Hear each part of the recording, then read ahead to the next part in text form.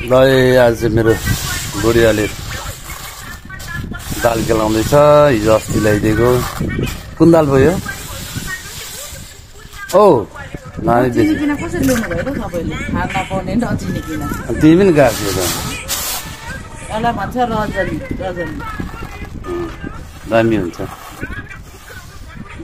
मैला जलेको छ क्या दामी भन्दैनलाई मिठो हुन्छ भन्नुपर्छ क्या। यहाँ छ मेरो छोरी फेरि खानुमा नम्बर 1।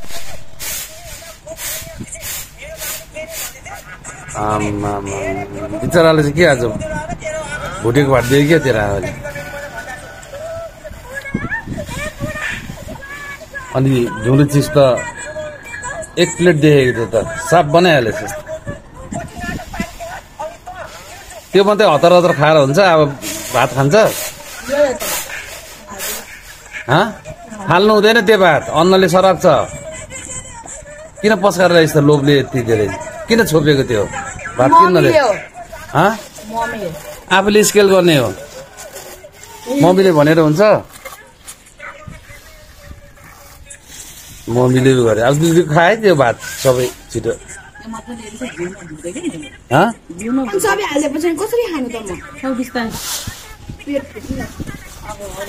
अघि नै किन निकालेनस् त? अरूले खान्थ्यो नि त बाबा। चामल कति महँगो छ?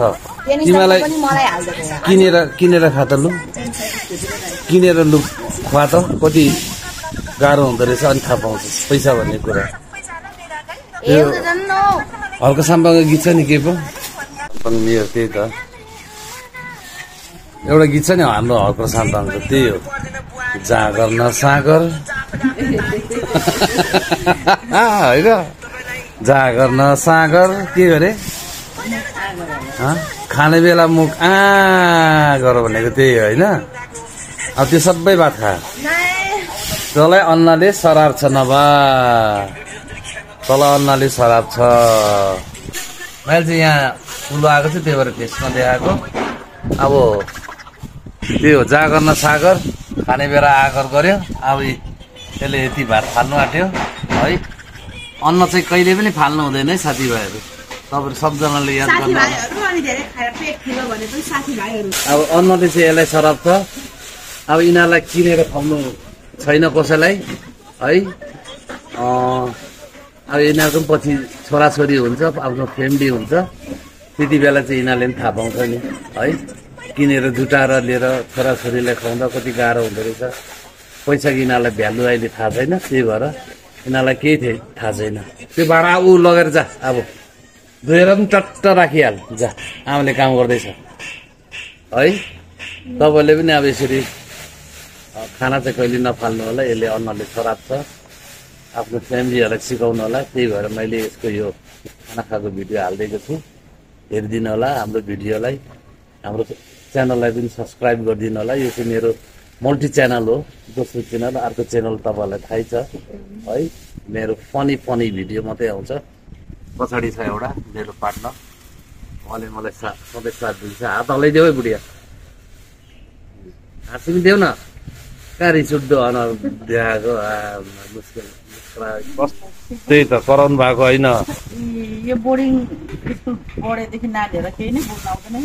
त्यो ऊ पनि गरिहाल्न राख। अनि त्यहाँदेखि त्यो भाँडा ऊ गर्दै अब सफा थाल पनि धुने बानी गर। अलिकति सघाउने गर आमा बाबुलाई। लुगाहरू धु। त्यही त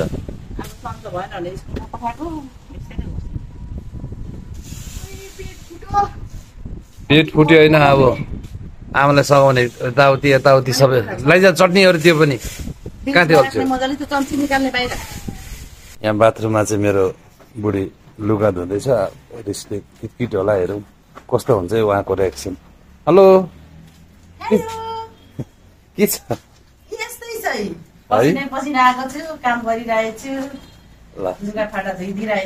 थ्याङ्क यू बुढिया। जेस तिमी नै हो नि त यो घरको है। गृहमन्त्री भनेको तिमी नै हो। तिमीले सम्हाल्नु पर्यो नि त। ल थ्याङ्क यू। मेरो पनि धुइदिँदैछौ ल। Thank you. ल खाना अब के पसेर खानुपर्ने? कि पस्केर खुवाउनु पर्ने त खानुहोस् न तिमीले खानु सक्दैन सानो कपको दही ल्याउनु ल ओके अनि मजाले ल यहाँ मेरो क्यामेराम्यान लु परिचय दिइहाल तेरो परिचय दिएन नमस्ते म जसिब मेरो नाम चाहिँ जसिप श्रेष्ठ हो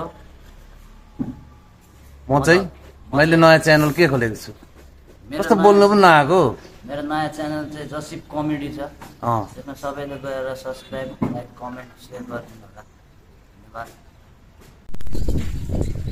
ल साथीभाइहरू अब म पनि खाना खान्छु खाना खाने टाइम पनि भयो है अब यी दारीजुङ्गामा यसो बुढेसकालमा अब के गर्नु सिधै भुलेको देख्छ अब अहिले भिडियो बनाउनु जानुपर्नेछ माथि इङ्ग्लिस ट्रेनिङमा अब यो के गर्नु कालो लाउनै पर्यो अब खाना खान्छु पछाडि मेरो साथी छ भाइको पनि च्यानल छ मेरो साथीको पनि क्यामेराम्यान हो जसिप कमेडी भन्ने च्यानल छ उहाँलाई पनि भाइलाई पनि साथ दिनु होला सब्सक्राइब गरिदिनु होला भाइको च्यानललाई पनि म पनि लागेँ मुख धुनु है ल ए ओ मेरो प्यारी पनि हो लुगा धुनुमा व्यस्त छ खाना कसले दिन्छ हौ बुढिया मलाई पस्केर खानुपर्ने यता हेरेर भनिदेऊ न ओ